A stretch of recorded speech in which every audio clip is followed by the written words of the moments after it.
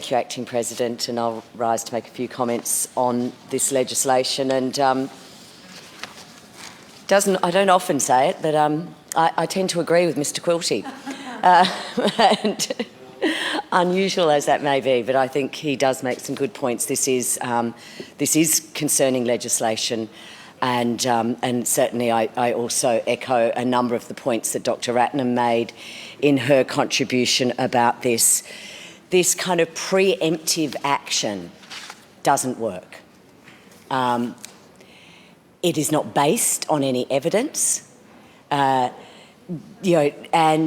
I think it has actually the greater threat of further radicalising people, of further isolating people, and that it is that isolation, that sense of exclusion from our community that tends to be the precursors for any form of radical extremism that leads to violence.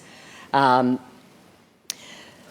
I do support, I do support the need for terror legislation, and certainly I respect the recommendations of the expert panel on terrorism,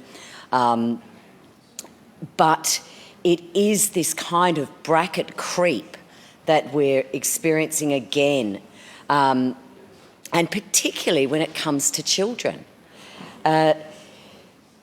In making some comments today, I'd really like to thank Liberty Victoria and in particular their outgoing president, Julia Ketzenbacher. She really has been so wonderful in that role as president of Liberty Victoria. And I'm sure many of you have had many dealings with her. I have to say I worked closely with her in the process of getting the spent convictions legislation and bill up earlier in the term. Now, the objectives of this bill say that they're seeking to increase engagement in the community and enhance community safety. That is very laudable. That is exactly what we should be doing. Early intervention, exactly what we should be doing. Community building, exactly what we should be doing. But I really am not certain that parts of this bill do that. In fact, I think they do the opposite. As I said at the outset, we should be very wary of any intervention that may alienate a person or sections of our community, because that could have the opposite of the intended effect. And the scheme has the appearance of collaboration, but its structure is geared towards making and granting of applications for persons who have not been found guilty of anything, of any crime. And now they may be placed on orders with restrictive conditions, and this really could be fraught. It's sort of a volunteer program, but if you don't volunteer, you get a court order. And it is the view of Liberty Victoria that such a scheme is an unjustified intrusion of the rights of individuals to freedom of association, personal autonomy and privacy. And as they wrote to me, they have serious concerns as to the breadth of the criteria for a person to become a prospective participant or a participant under this bill. The bill targets persons who may be radicalising towards violent extremism. And the definitions of what is captured include a behaviour engaged in with any of the following intentions may, in certain circumstances, indicate that the person engaging in that behaviour is radicalising towards violent extremism. Let's just say that again. In certain circumstances. Now, I have no idea what those certain circumstances are, and we may explore that in committee. But the bar is pretty low. Engaging in that behaviour is radicalising towards violent extremism, by the intention of advancing a political, religious or ideological cause. I'd probably say most people in this chamber, most of the MPs in this chamber would be doing that. But the lack of definition around certain circumstances really does mean, as a result, the potential for everyone in this room to be captured is not probable, but it's certainly possible.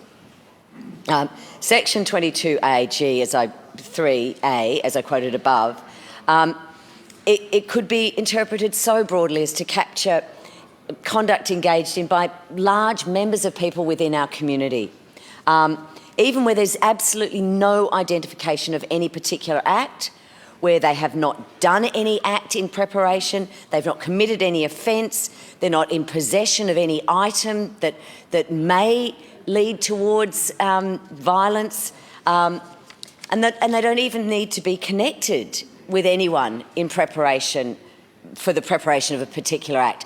They don't need to be doing any of that, yet they can still get captured by this definition, and I think that is incredibly problematic. It means that the Act could be capable of capturing individuals where there is little or no risk of them, in fact, radicalising towards extremism without intervention. And you know, I get the idea that preempting terrorism, we want to stop things before they happen. Of course we do. And it's challenging. You know, but how do we assess capacity for violence? We can't. It is impossible to empirically validate the level of threat posed by extremist groups. Based on past events, experts agree that only an infinitesimally small minority of people who hold extremist beliefs actually transition to violence. Extremely, extremely, extremely rare. There is no empirically robust method to identify these individuals and know who they will be. The underlying assumption that supports these preemptive policies, laws and severe punishments is that there is a radicalisation process that people step through. They do one thing, then they do another, then they do another, and then they commit a heinous, violent crime of terrorism.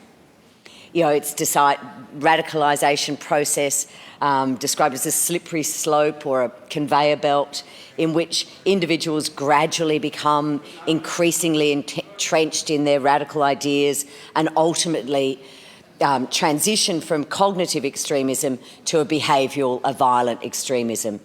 However, almost every expert agrees that that transition to violence is not linear, nor is it predictable. And because of these difficulties, the flip side is that there is a high likelihood that individuals will be placed on this scheme even when there is little or no actual risk of them radicalising or committing acts of violence.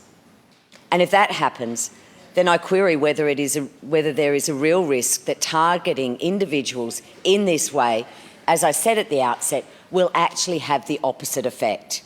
It will make individuals feel alienated and persecuted, which then may compound any previous low risk from becoming actually a higher risk. So this bill, these sections of this bill actually could have the opposite effect of making us less safe, not more safe. You know, I'd say we have a very good Attorney General in this state, but I would not like to be in her position in having to prosecute this bill. I've got concerns about this bill, and I'll certainly look forward to exploring some of those concerns in the committee process. Thank you.